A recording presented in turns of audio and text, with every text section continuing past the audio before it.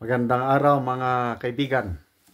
Ito, gusto ko lang i-share sa inyo itong breaking news mula sa third floor studio channel. No? Ito daw si Mel Robles, natanggal na siya bilang PCSO General Manager. Gaano ito katotoo? Yun po ang pag-usapan natin. Okay, pakinggan natin ang balitang ito galing mismo sa third floor studio. Live ka agad habang on the road kami, on the road with the front runner. Mga budol na on the road with the front runner, parang Diyos ko po, ginamit lahat ng tao. Kasi may natanggap kami informasyon, mainit-init pa. Kasing init ng ulo ni Pamela. Kasi naman, nagmamaneho po, magbabasa ng comments, yuyo ko titingin sa list, kahit sino. Loko ka pala eh. Pakinga po. Kung kumulo-tuloy yung planchado kong buko. Ang aga-aga, Marlon. May informasyon po na di umano, hindi na raw si Mr. Mel Robles ang General Manager ngayon ng Philippine Charity Sweepstakes Office. Kundi, di umano, pinalitan na raw siya ni PCSO Board Member Judge Felix Berto Reyes. Tama ba? So, maka-admin tong board member na to? Alam mo, sila rin. diba? Sila rin rin yata yan. ang kumuha niyan. So, tapos, si board member o bagong GM, incoming GM, dating alam ko, dating Marikina Judge. At sure paki-correct na lang po. Check ko lang yung detalye. what led to the ligwak? Felix. Ligwak. Hindi pa natin alam. Basta Ay yun nako, lang, wag mong may bago gandaan. ng... Ligwak, pinalitan, nag-resign, hindi totoo yan. Si Ito Bak, ay isang si Bak. paglilinis in preparation na merong mabangong masabi Siyempre, sa zona. kung nag-resign, subtle way of saying na, alam mo yun, na pinalitan siya, nag-resign. So, para may... Tayo lang naman ang nag-resign, ang pinag-resign at umamin pa rin ni Ligwak. Umayos sila. Pero, ano ba to? Kung totoo itong informasyon na to, no? Maraming dapat gawin.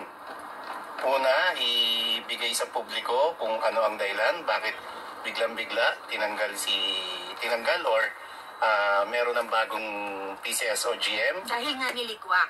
At pangalawa, bakit ginawa to, kung kailan aalis ang Pangulong Bongbong Marcos papuntang Singapore, Brunei. Alam Kasi mo, wala nang makuha. may tagasagot agad. Wala nang magiging loan debtor. Babalik niyan sa tig 20 mil na lang ang panalo. Okay, pangatlo, may hinto na lang yung pagka hindi na GM si Mel Robles, gano'n na lang yon.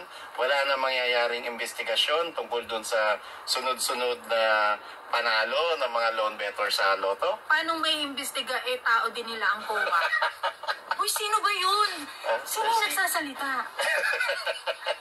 Hala, Pero balik tingnan na. natin, no, yung announcement, May mas OP, no, under ng Office of the President ang PCSO. So, Siyempre, dapat, income no, ilabas generating, ng- di under ng OP. Ganun ba yan? I'm sure.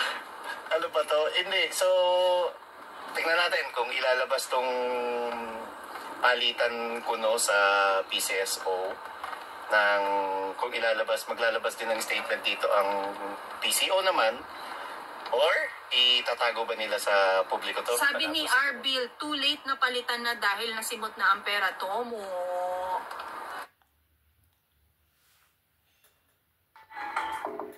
Okay, so salamat kay Yosek Pamela at Yosek Marlon, third floor studio. Sila yung isa sa mga happy studio talaga. Napaka-lively kung mag-vlog itong dalawa. Abangan natin, I believe, maraming puting ahas din. Maraming informants itong dalawa kasi galing din sila dyan eh. So, ano ang dahilan? Yan ang tanong ngayon. Baka nga is naubos na ang pera ng bayan at I agree doon sa nag-comment na too late. Noon pa sana. Sino yung pinalit? Flores, dating board member ng PCSO. Alam nyo, may subscriber ako, nag-message sa akin nga, General, dito sa amin, kawawa na ang mga pasyente, yung mga kapuspalad, na noon, maraming tulong nakukuha sa PCSO. Ngayon daw, wala na. Kung meron man, limitado na. At kasi, maliit na ang pondo, yung pantulong na pondo ng PCSO. So, raming natutulungan. Alam ko ito nung nasa serbisyo pa ako. Punta ko sa mga hospital ng gobyerno. Nalaman ko na lang na halos walang binayaran yung mga kapuspalad kasi nga yung tulong ng PCSO. Correct me if I'm wrong, itong PCSO na-establish during the Marcos senior years. Yung intention, yung purpose is para ang gobyerno maka-generate ng maraming pondo pantulong kaya nga charity vlogger o charity sweepstakes office. So, malaking pera talaga sa PCSO. Kailan ba yun? Panahon ni PRRD. Meron akong kaibigan, politiko. Naging board member siya ng PCSO panahon ni PRRD. Nako, nalaman ko malaking pera talaga. But then, panahon ni PRRD, wala tayong narinig na masyadong anomalya sa PCSO kasi nga, nagagamit yung pera, yung income ng PCSO pagtulong sa mga nangangailangan. Ngayon, nako, wala pang ilang buwan, pag upo ni Mel Robles, yun na yung controversy, yung ilan yun? 433 winners na magkano yung premyo, halos 500,000 pesos. Kaya hanggang ngayon, hindi na imbestigahan yun eh. At malala ko yung revelasyon ni Attorney Vic, yung kwento na yung appointment ni Mel Robles as PCSO manager hindi lumusot kay Attorney Vic. Kaya yun ang isang dahilan na may nagalit kay Attorney Vic. Dahil nagalit sa kanya yung taong yun, napilitan siyang nag-resign. So, pag alis ni Attorney Vic sa kanyang posisyon, yun na. Lumusot na yung appointment ni Mel Robles, naging PCSO General Manager. At ngayon, nagkaloko-loko. Okay? So, kung totoo na pinalitan na siya, posible yan. According to Yosek Pamila, cleansing. Parang pinapakita nila na nagkakaroon ng reform ang PCSO para may mabanggit na maganda sa SONA. Kasi sa ngayon, ilang buwan na, isang buwan na lang mahigit, mag-SONA na ang Pangulo. Kaya naghanda sila ng mga magagandang babanggitin sa SONA. Baka isa na ito. Yung we have made reforms sa PCSO. Yun. Palitan, naglagay tayo ng bago. Yung alitagtag drug hole na largest, sigurado.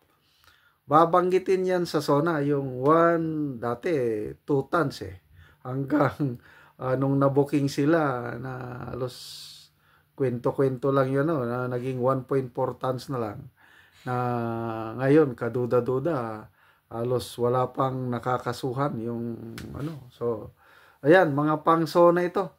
Mga preparasyon sa SONA ang ginagawa para it makes it appear na maganda ang ginagawa ng gobyernong ito. So, bukas makalawa, sana mayroon ng confirmation, mag-announce ang PCSO or PCO na napalitan na talaga itong si Mel Robles.